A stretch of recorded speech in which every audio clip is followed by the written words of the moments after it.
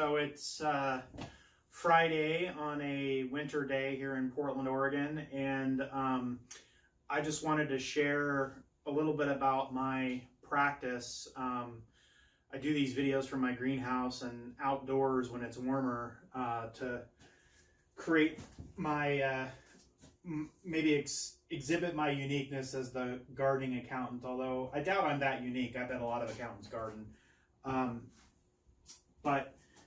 What I wanted to share today is an experience I had today. It was not like a major earth-shattering experience, but it reminded me of what I enjoy about my consulting practice, my advisory practice, and gave me a way to articulate what my advisory practice is about, because I had a chance to talk with a client on the phone today, doing a phone conference. They're not located in Portland, Oregon, so it was a remote session, and the client was the controller of a corporate client of mine, and when we got done with the phone conversation, I could tell that she was really happy and enthused and appreciated the time that we had spent, and felt like that she got something out of it, and it would help her do her job better as a member of the executive team of her company, so that she could articulate some of the things that her and I know as accountants.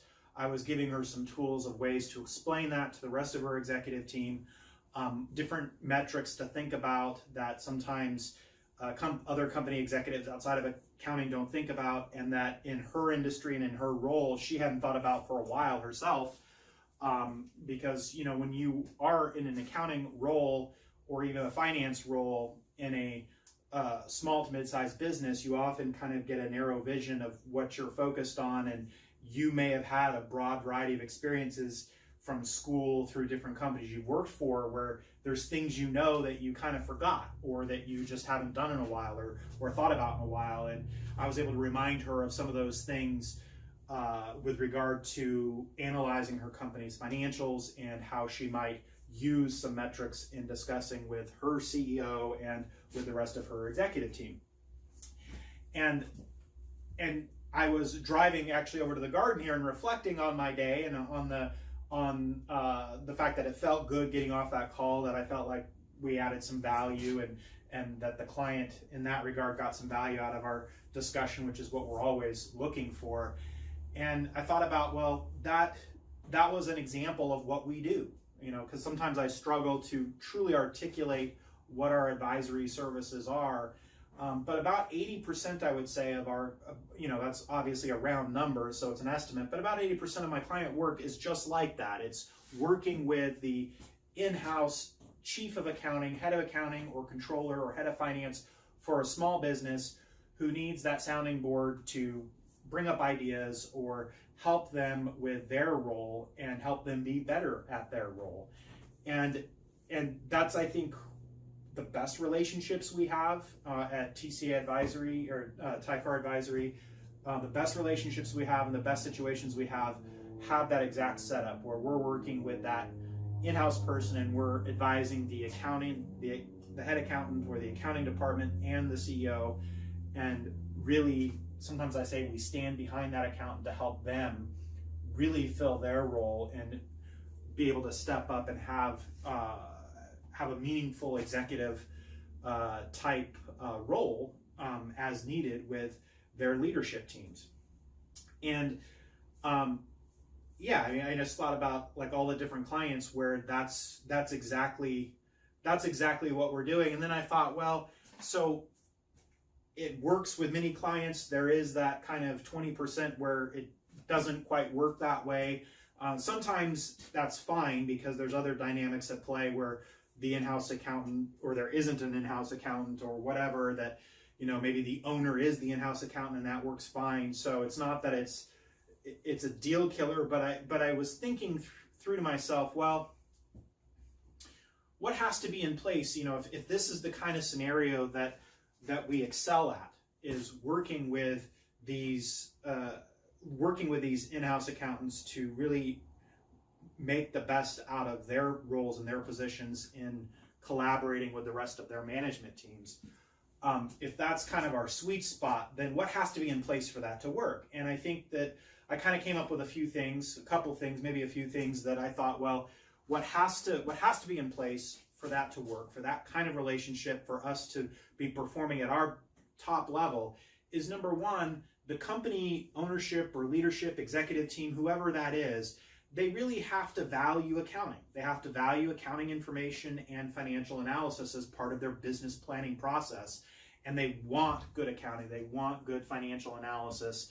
And so that would be the number one, that would be one of the kind of prerequisites to having this kind of good relationship with the client and really being able to perform at our best. And then number two is about that in-house accountant, that controller, that finance manager. They have to have that person. The company has to have that person. They have to trust that person. That person has to be loyal to the company, and the company has to be loyal to them. And in my best clients, that's what's happening, is that they've got a person who has been with the company, who's been growing with the company, and so they've got that person in place. And then number three, I don't know if this is really a separate one from number two, but extending off having that person, that in-house accountant, that in-house finance manager, the company has to want to invest in that person. They have to be willing to say, hey, we've got somebody who knows our business really well. They know our company, they know our culture, maybe they know our industry, they know accounting, they know finance, and they may not be, if we were to go out today and hire from scratch a CFO, they may not be that level, but if we invest in them or we get them some support and help, they can perform at a higher level and they can continue growing with the company. And so the company has to believe that. They have to believe that their person is worthwhile investing in and have that person grow with the company.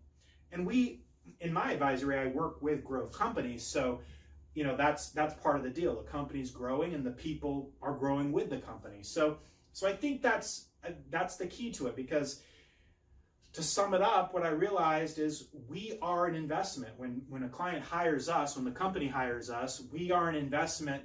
We're an investment in the company, but we're not just like this abstract investment of the company that's there to just make the financials and the analysis better.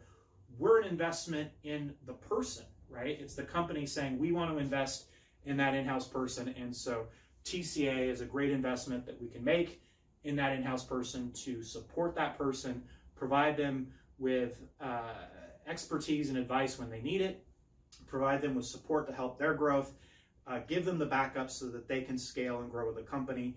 And it's a great option for those small businesses that have the person who can grow and step up to fill that executive role, rather than having to go out and hire a whole nother executive for the company. So that's not the only thing we do, but it's a big chunk of what we do. And I thought these thoughts were rolling around in my head that I could describe it here this afternoon. So I thought I'm going to turn on the camera and I'm going to describe it right now for anyone who wants to watch and has wondered, what is it that Ty does? What is it that TCA is about?